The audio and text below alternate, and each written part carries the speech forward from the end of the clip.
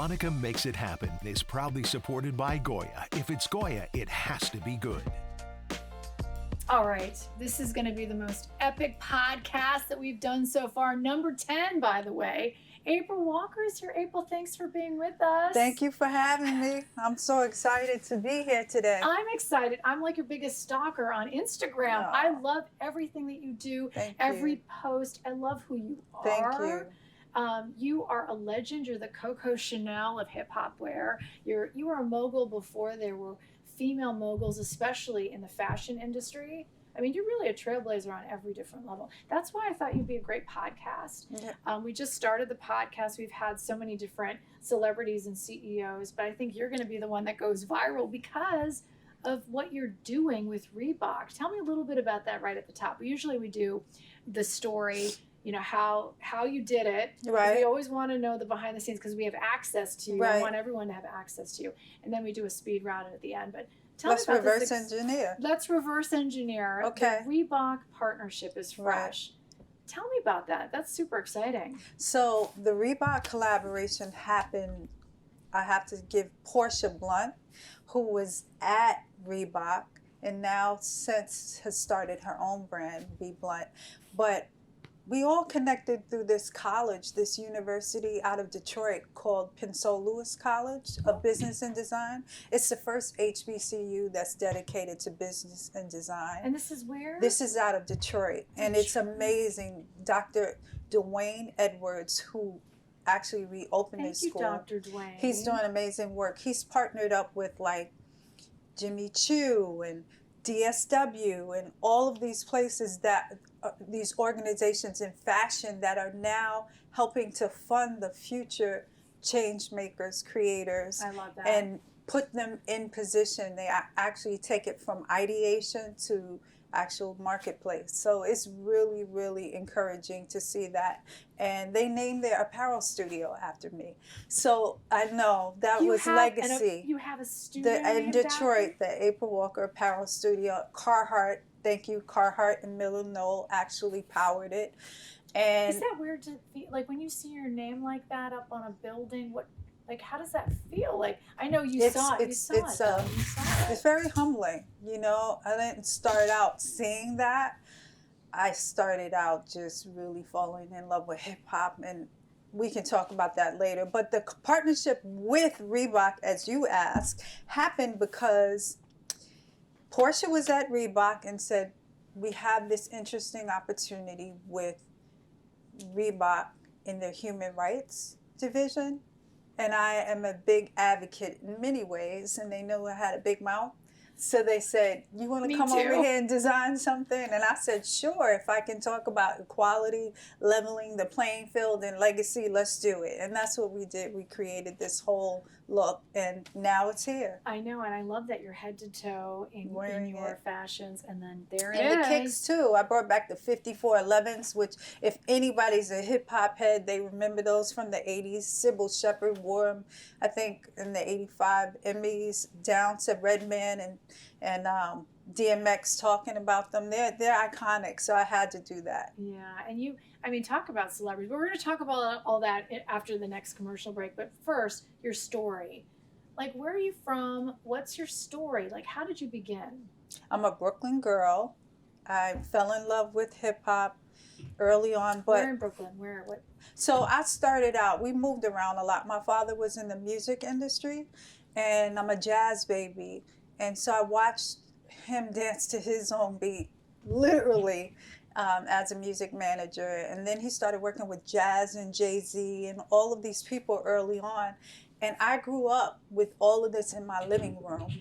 So that gave me the first role model of what could be and how it could be different. Yeah. And I think then hip-hop came, this tsunami. It was like a tsunami. It was just a game changer. You were there when it was, just at the birth almost. Yeah, and the 80s were different. You made it what it is. I mean, it was trailblazers like you, founders like you. And I have to say, we are at a different place because Asha Johnson is here behind the camera, making this all happen for us. Because you're like, where is she? I am in this very fancy studio that we made ourselves on our first floor here here at our the Daily News building is And what we're it is. comfortable. And we're here because I had to grab you. When I have access to, I want our viewers to have access to. Okay. So this is going to live forever on YouTube. No stress or anything like that. But after the commercial break, we're going to talk to her about how she did it. How did she go from this little girl in Brooklyn that had a dream and new fashion and new business into this mogul? How did she do it? That's after the commercial.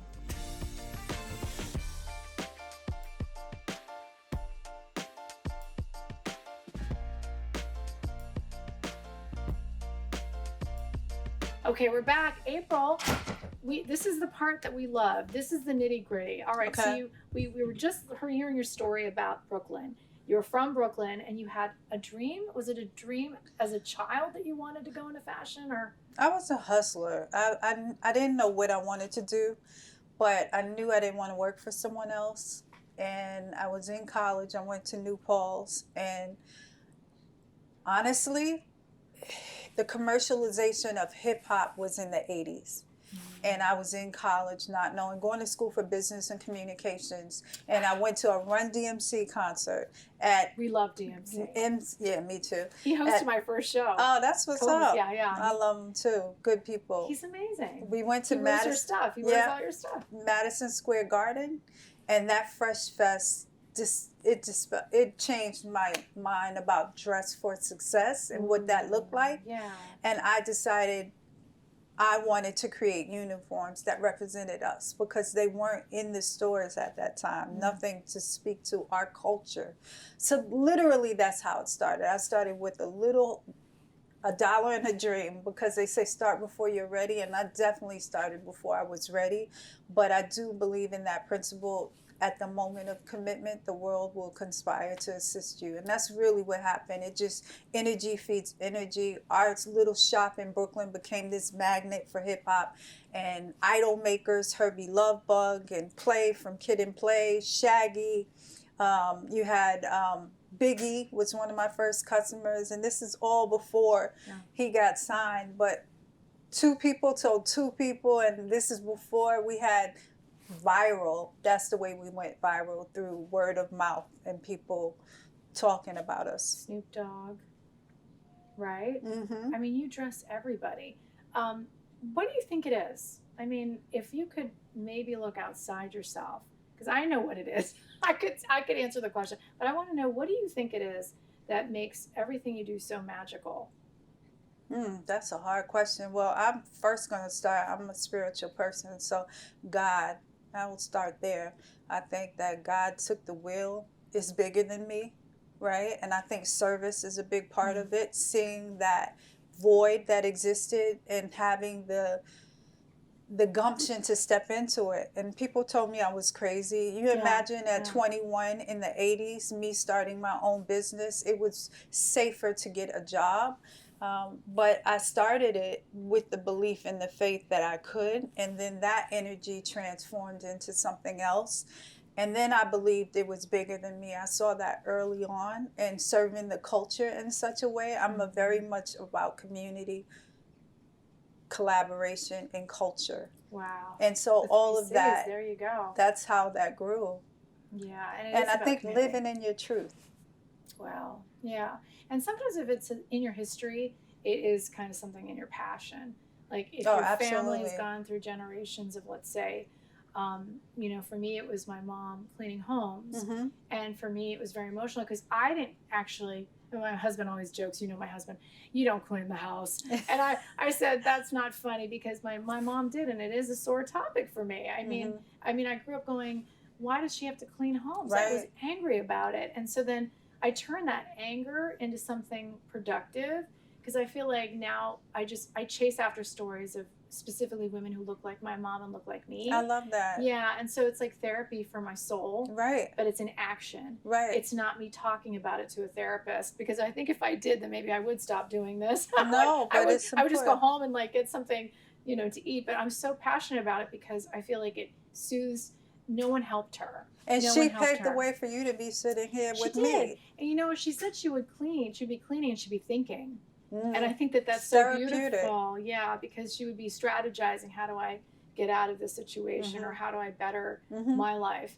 And I'm always thinking too. I'm always kind of. You see me. You saw my whole Right. Wednesdays. That's are kinda amazing. nuts. You're pretty amazing. Well, you don't know who's watching. And I remember, thank you, JP Morgan Chase. They were watching. They've been a regular on the show, and they were watching how hard I work.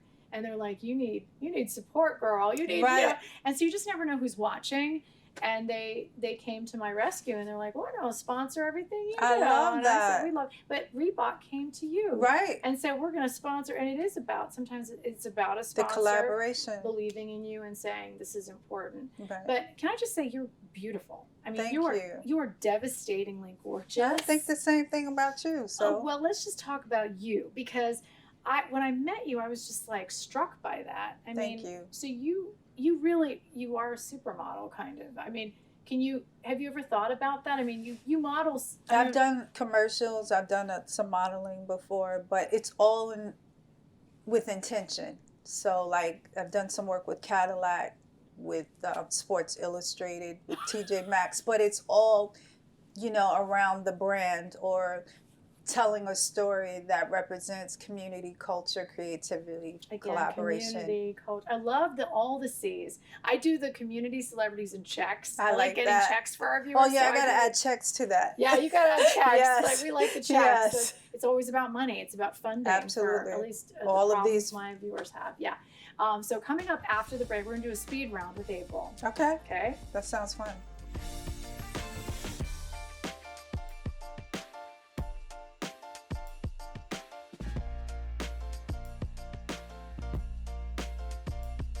All right, we're back.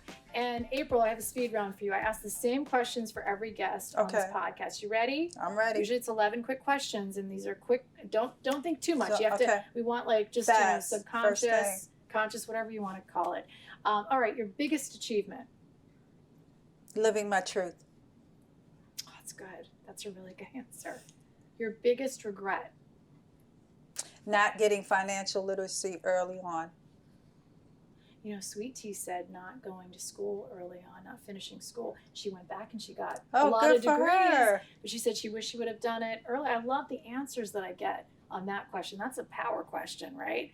Favorite item of clothing that you like, if you were trapped on a desert island, you could only take one item of clothing with you, what would you take? My sneakers. Reebok is gonna love that. Are these? Yes, the Reebok collab. Again, which ones are they? These are the 5411s or the freestyle highs. Go get them at Reebok.com. It's Reebok.com. And how do we find your specific shoes? Do we have to? They're right there. If you go to new at Reebok and you go to collaborations, we're right there. It's fabulous. Okay. Thank you. I was gonna say maybe your orange vest over Yeah, there. I love not that. on that island. I was thinking, what about the jumpsuit? The jumpsuit too. Oh I my have so many ones that I would want to take with me. So you can't ask I me actually one. think that this should be your choice, because No, I know I'm going to wear this for my people's We are choice. selling out of this for real, and it's unisex. That's what I love That's what about I love it. about it too. Yeah, it's so But comfortable. It looks comfy, but you look so professional, Thank and you you. look so comfy, and that's what. So I'm going to You're wear gonna this. love yours. I'm going to wear this when I'm judging for the People's Choice in the Bronx. Woohoo, And I think she should be excited. doing that as well. I'm excited. Next question. I have to keep going. You have to keep- take a picture. Oh, when you know wear I'm it. gonna. Okay. You know I'm gonna tag Send it. you, and Okay. I'm your biggest All the fan. things. Okay, favorite artist to collaborate with. Is that unfair to do that to you? Is that unfair? It might Can be- I say somebody I haven't collaborated with? Yeah, who you want to Okay. collaborate? That's a better. Look at it. She's such a businesswoman. J. Cole. J. Cole. I love J. Cole's You know, spirit. Photo Rob knows him. You know Oh, I that, didn't right? know that. Yeah, he just shot a cover. Oh wow, That's I my just husband, love Photo Rob. his and we've worked together too. Yeah, so he loves you. I think I he loves you more than me, actually. I don't know about that, No, but I I think so. love. I He's think- such good people, both of you. Because I've known about you for years. I've had some Just- guests on, and he's like, yeah. And then I said, April Walker. He goes, what was that? April Walker?